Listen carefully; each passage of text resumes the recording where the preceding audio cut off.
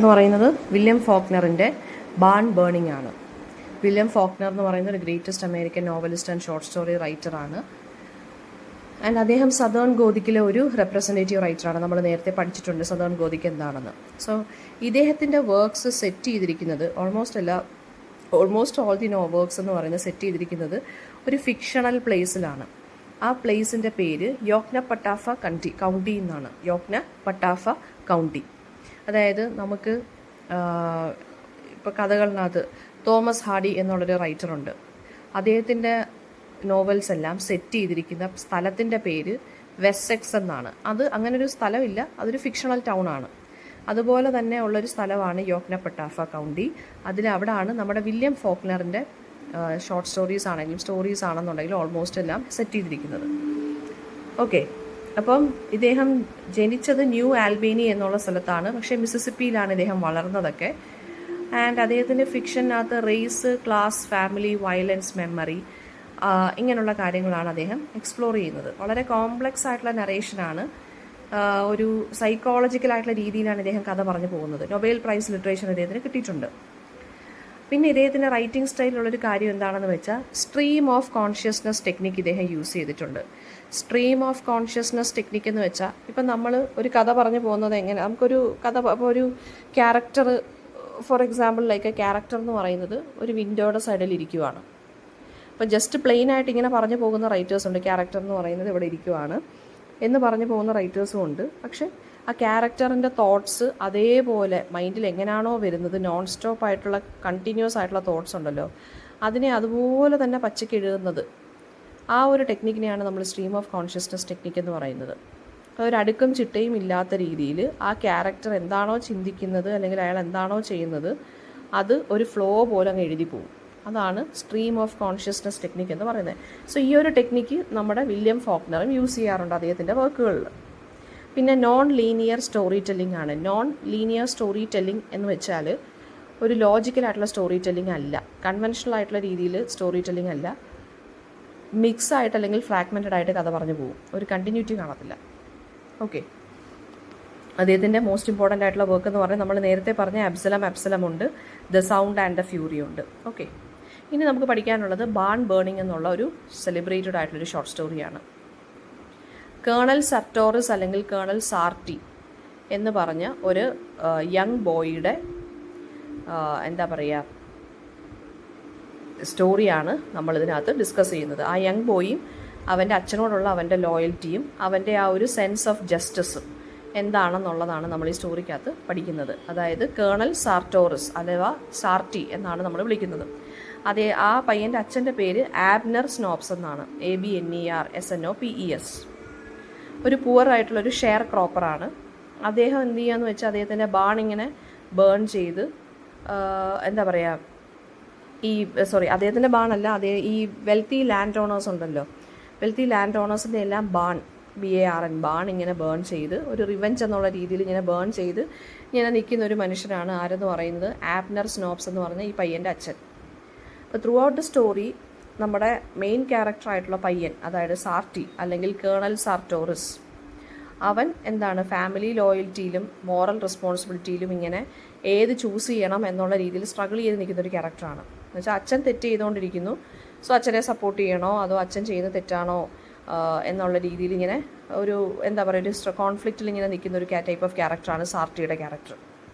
American സൗത്തിലുള്ള ഇനിക്വാളിറ്റീസിനെ കുറിച്ചൊക്കെയാണ് ഈ story പറയുന്നത്. അതായത് റിവെഞ്ചിനെ കുറിച്ചും ജസ്റ്റിസിനെ കുറിച്ചും വയലൻസിനെ കുറിച്ചും മൊറാലിറ്റിയെ കുറിച്ചൊക്കെയാണ് ഈ സ്റ്റോറി ഡിസ്കസ് ചെയ്യുന്നത്. അപ്പോൾ സ്റ്റോറി തുടങ്ങുന്നതെന്ന് വെച്ചാൽ ആബ്നർ സ്നോപ്സ്, അതായത് ഈ പയ്യൻ്റെ അച്ഛൻ നെയ്ബറിൻ്റെ ബാൺ കത്തിച്ചു, ആ ഒരു അക്യൂസേഷനിൽ നിന്നാണ് സ്റ്റാർട്ട് ചെയ്യുന്നത്.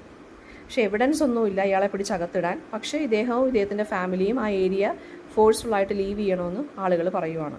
അപ്പോൾ ഈ സ്നോപ്സ് ഫാമിലി എവിടെ പോവുകയാണ്, വേറൊരു പ്ലാന്റേഷനിലോട്ട് പോവുകയാണ്. അത് ഓൺ ചെയ്യുന്നത് അതിൻ്റെ ഓണർ ആരാണ്, മേജർ ഡി സ്പെയിൻ ആണ്. സൂൺ ആഫ്റ്റർ അറൈവിങ് ആബ്നർ, നമ്മുടെ പയ്യൻ്റെ അച്ഛൻ ഡെലിബറേറ്റ്ലി അവിടെയുള്ള ഒരു എക്സ്പെൻസീവ് ആയിട്ടുള്ള ഒരു റഗ് അത് എന്ത് ചെയ്യാണ്, കത്തിച്ച് കളയുകയാണ്. കത്തിച്ച് കളയുമല്ല, റൂയിൻ ചെയ്ത് കളയുകയാണ് ചെയ്യുന്നത്. അപ്പോൾ ഇത് കണ്ടുകൊണ്ട് ആര് വരുന്നു, ഈ ഓണർ വരുന്നു, മേജർ ഡി സ്പെയിൻ വരുന്നു. അയാൾക്ക് കോമ്പൻസേഷൻ വേണമെന്ന് പറയുന്നു. പക്ഷേ അച്ഛൻ അത് ഭയങ്കര ഇൻസൾട്ടായിട്ട് തോന്നുന്നു. അയാൾ എന്ത് ചെയ്യുവാണ്, റിവെഞ്ച് എടുക്കാൻ വേണ്ടി ശ്രമിക്കുവാണ്. സാർട്ടി റിയലൈസ് ചെയ്യുന്നതെന്ന് വെച്ചാൽ അച്ഛൻ മേജർ ഡി സ്പെയിനിൻ്റെ ബാൺ കത്തിക്കാൻ വേണ്ടി പ്ലാൻ ചെയ്യുന്നുണ്ടെന്ന് ഈ പയ്യന് മനസ്സിലായി. അപ്പോൾ അച്ഛനോടുള്ള ലോയൽറ്റിയും എന്താണ് റൈറ്റ് എന്നുള്ളതും ശരിയാണെന്നുള്ളതും ഇദ്ദേഹത്തിനറിയാം, പയ്യനറിയാം. സോ ഇദ്ദേഹം എന്ത് ചെയ്യാണ്, മേജർ ഡി സ്പെയിനെ വോൺ ചെയ്യാൻ വേണ്ടി മകൻ ആ ഓണറിൻ്റെ അടുത്തോട്ട് പോവുകയാണ്. അച്ഛനിങ്ങനെ കത്തിക്കാൻ പോവുകയാണെന്ന് വോൺ ചെയ്യാൻ വേണ്ടി പറയാൻ പോവുകയാണ്.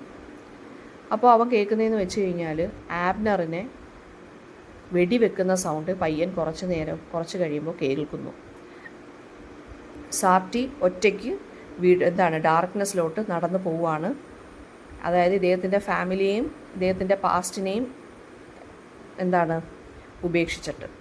അച്ഛൻ ഇങ്ങനെ ചെയ്യുന്ന വോൺ ചെയ്യാൻ വേണ്ടി പറഞ്ഞു പോയതാണെങ്കിലും അച്ഛനെ മറ്റവർ കൊല്ലുകയാണ് ചെയ്യുന്നത്. സോ അച്ഛനോടുള്ള ലോയൽറ്റി വിട്ടിട്ട് നെയ്ബറിൻ്റെ അടുത്ത് എന്താണോ റൈറ്റ്, അവൻ്റെ മനസാക്ഷിക്ക് എന്താണോ ശരിയാണെന്ന് തോന്നിയത് അവനത് റിവീൽ ചെയ്തിട്ട് വാർണിംഗ് കൊടുത്തിട്ട് വന്നപ്പോൾ അച്ഛനെ കൊല്ലുന്ന വെടിവെച്ചയാണ് ഇവൻ കേട്ടത്. സോ ഇവൻ വീട്ടുകാരെ എല്ലാം ഉപേക്ഷിച്ചിട്ട് ഇവൻ നടന്നു പോകുന്നതായിട്ടാണ് സ്റ്റോറി എൻഡ് ചെയ്യുന്നത്. സോ ബിഗിനിങ്ങിൽ ഈ സ്റ്റോറി ഓപ്പൺ ചെയ്യുന്നത് ഒരു കോടതിയിലാണ്. ആബ്നർ സ്നോപ്പസ് ഇവൻ്റെ അച്ഛനെ ബാണ് ബേൺ ചെയ്യുന്നതിൽ അക്യൂസ് ചെയ്ത് നിർത്തിയേക്കുവാണ്. അപ്പോൾ സാർട്ടി ശരിക്കും പറഞ്ഞ് അച്ഛനെ പ്രൊട്ടക്റ്റ് ചെയ്യാൻ വേണ്ടി കള്ളം പറയാനായിട്ട് റെഡിയായിട്ട് നിൽക്കുവാണ് നമ്മുടെ യങ് ബോയ്. അപ്പോൾ കോർട്ടിന് ശരിക്കും പറഞ്ഞാൽ ആബ്നർ, അതായത് ഇവൻ്റെ അച്ഛൻ ഗിൽറ്റി ആണോ അല്ലയോ എന്ന് തെളിയിക്കാൻ എവിഡൻസ് ഇല്ലാത്തതുകൊണ്ട് പാടുപെട്ടിരിക്കുവാണ് കോടതി. അപ്പോൾ കോടതി പറയുന്നത് വെച്ചാൽ ഇവിടുന്ന് പോകാൻ പറയുവാണ്. അങ്ങനെയാണ് ഇവർ ആ സ്ഥലത്ത് പോകുന്നത്. അപ്പോൾ ഫാമിലി മേജർ ഡി സ്പെയിനിൻ്റെ പ്ലാന്റേഷനിൽ വർക്ക് ചെയ്യുന്നു. ഈ അച്ഛൻ എന്ത് ചെയ്യാണ്, ഇൻറ്റൻഷനലി അവിടെ കിടന്ന ഒരു എക്സ്പെൻസീവ് ആയിട്ടുള്ള ഒരു റഗ്, നമ്മുടെ മെത്ത എന്നൊക്കെ പറയത്തില്ലേ, ചവിട്ടി എന്ന് പറയത്തില്ലേ, അത് എക്സ്പെൻസീവ് ആയിട്ടുള്ള അത് അയാൾ ഇൻറ്റൻഷനലി അത് മണ്ണിട്ട് നശിപ്പിക്കുകയാണ് ചെയ്യുന്നത്. അതായത് അയാൾക്ക് ഈ അതോറിറ്റേറിയൻ ആയിട്ടുള്ള ആളുകളെ റെസ്പെക്റ്റ് ചെയ്യാൻ താല്പര്യമില്ല. അപ്പോൾ അയാളുടെ അടുത്ത് ഡാമേജിനുള്ള പൈസ ചോദിക്കുന്നു മറ്റേ ആൾ. അപ്പോൾ ഇയാൾക്ക് റിവെഞ്ച് എടുക്കണം. അപ്പോൾ ഇയാൾക്ക് ഭയങ്കര പ്രൈഡാണ്. അതായത് ഈ പയ്യൻ്റെ അച്ഛന് ഭയങ്കര അഭിമാനക്ഷതം പോലെയൊക്കെ ഏറ്റു, ഭയങ്കര ഹേറ്റഡാണ് ഇയാൾക്ക്. ഭയങ്കര ഈ അതോറിറ്റേറിയൻ ഫിഗേഴ്സിൻ്റെ അടുത്ത് ഭയങ്കര ഹേറ്റാണ് ഈ പയ്യൻ്റെ അച്ഛനുള്ളത്. സോ വീണ്ടും ഇയാൾ വയലൻസിലോട്ട് തിരിയുവാണ്. സാർട്ടി ഇത് കണ്ട് അച്ഛൻ ഇങ്ങനെ ബേൺ ചെയ്യുമെന്ന് പറയാൻ വേണ്ടി മേജർ ഡി സ്പെയിൻ്റെ ബാണിലോട്ട് ഓടുന്നു. അച്ഛനെ ഒബേ ചെയ്യണോ, ഒരു ക്രൈം പ്രിവെൻറ്റ് ചെയ്യണോ എന്നുള്ളൊരു സ്ട്രഗിളിലാണ് ഈ കുട്ടി നിൽക്കുന്നത്. ഫൈനലി മേജർ ഡി സ്പെയിനെ ഇദ്ദേഹം വോൺ ചെയ്യാൻ ഓടുന്നു. അപ്പോൾ ഈ കുട്ടി കേൾക്കുന്ന എന്താണ്, ഗൺ ഷോട്ടുകൾ. അതായത് അച്ഛനെ ഇവർ കൊല്ലുകയാണ് ചെയ്യുന്നത്. അപ്പം ഈ ഒരു കുറ്റബോധം കൊണ്ട് സാർട്ടി എന്ത് ചെയ്യാണ്, ഫാമിലി വിട്ടിട്ട് ഒരു ഇങ്ങനെ പതുക്കെ നടന്നു പോകുന്നതായിട്ടാണ് കാണിക്കുന്നത്. അപ്പോൾ ഇവിടെ സാർട്ടി ട്രൂത്താണ് ചൂസ് ചെയ്തത്, സാക്രിഫൈസ് അല്ലേ. അപ്പോൾ ട്രൂത്ത് ചൂസ് ചെയ്തപ്പോൾ പക്ഷേ സാർട്ടിക്ക് അച്ഛനെ സാക്രിഫൈസ് ചെയ്യേണ്ടി വന്നു. ആ ഒരു മോറൽ ഗ്രോത്തിന് എന്നുവെച്ചാൽ സാർട്ടിക്ക് എന്താണ്, what did he feel inside എന്ന് വെച്ച് കഴിഞ്ഞാൽ, വാട്ട് ഹീ ഫെൽറ്റ് ഇൻസൈഡ് എന്ന് വെച്ച് കഴിഞ്ഞാൽ, ഇദ്ദേഹത്തിന് മനസാക്ഷിക്ക് എന്താണോ ശരിയെന്ന് തോന്നിയത് അതാണ് യങ് ബോയ് പോയി മറ്റേ ആളെ വോൺ ചെയ്തത്. അച്ഛൻ ഇതുപോലെ കത്തിക്കാൻ വരുന്നുണ്ടെന്ന് വോൺ ചെയ്യാൻ പോയതാണ്. ബട്ട് ഇൻ ദ എൻഡ് എന്താണ്, ഹീ ലൂസസ് ഹിസ് ഫാദർ അല്ലേ. സോ ഇവിടെ മോറൽ ഗ്രോത്ത് വേണം, പക്ഷേ അയാൾക്ക് അതിനു വേണ്ടി സാക്രിഫൈസ് ചെയ്യേണ്ടി വന്നത് സ്വന്തം അച്ഛൻ്റെ ലൈഫാണ്. അപ്പോൾ കേണൽ സർട്ടോറിസ് അല്ലെങ്കിൽ സാർട്ടി എന്ന് പറയുന്നതാണ് മെയിൻ പ്രൊട്ടാഗണിസ്റ്റ്. യങ് ആണ്, ഓണസ്റ്റാണ്, സെൻസിറ്റീവാണ്, ഫാമിലിയെ ലവ് ചെയ്യുന്നു, പക്ഷേ ജസ്റ്റിസ്, നീതിക്കാണ് ഇദ്ദേഹം ഇമ്പോർട്ടൻസ് കൊടുക്കുന്നത്. ആബ്നർ സ്നോപ്സ് എന്നാണ് ഈ പയ്യൻ്റെ അച്ഛൻ്റെ പേര്. പുവർ ആയിട്ടുള്ളൊരു ഫാമറാണ്, ഭയങ്കര പ്രൗഡ് ആൻഡ് സ്റ്റബേൺ ആണ്, ആൻഡ് വയലൻ്റ് ആണ്. അപ്പോൾ ആരുടെ അടുത്തെങ്കിലും റിവെഞ്ച് എടുക്കണമെന്നുണ്ടെങ്കിൽ ഇയാൾ അവരുടെ പറമ്പിൽ പോയി അവരുടെ ബാൺ എന്ന് പറയുന്ന അവരുടെ ഈ അഗ്രികൾച്ചറൽ പ്രൊഡ്യൂസൊക്കെ സൂക്ഷിച്ച് വെച്ചേക്കുന്ന സ്ഥലം കത്തിച്ചു കളയുകയാണ് ചെയ്യുന്നത്. അയാൾ റിവെഞ്ച് അല്ലെങ്കിൽ മോറൽ കറപ്ഷനെ കാണിക്കുന്നു. മേജർ ഡി സ്പെയിൻ എന്നുള്ള ക്യാരക്ടർ വെൽത്തി പ്ലാന്റേഷൻ ഓണറാണ്. അയാളും ഈ ഒരു വലിയ വീടൊക്കെ ഉണ്ട്. അപ്പോൾ അയാളാണ് അവസാനം ആരെ കൊല്ലുന്ന, നമ്മുടെ സാർട്ടിയുടെ ഫാദറിനെ കൊല്ലുന്നത്. സാർട്ടിയുടെ മദർ ഒരു ലവിങ് ആൻഡ് സബ്മിസീവ് ആയിട്ടുള്ളൊരു സ്ത്രീയാണ്. പീസ് ഫാമിലിയിൽ നിലനിർത്താൻ ട്രൈ ചെയ്യുന്നത് ഇവരാണ്. ഒരു ഹെൽപ്ലെസ്നെസ് ആയിട്ടുള്ള ഒരു ക്യാരക്ടറിനെയാണ് കാണിക്കുന്നത്.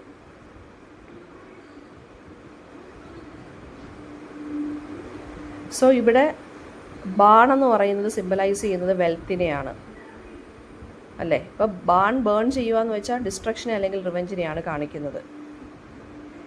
പിന്നെ അതുപോലെ തന്നെ റഗ്, നമ്മുടെ സാർട്ടിയുടെ അച്ഛൻ നശിപ്പിക്കുന്ന റഗ് അത് വെൽത്തിനെയും ഓർഡറിനെയും കാണിക്കുന്നു.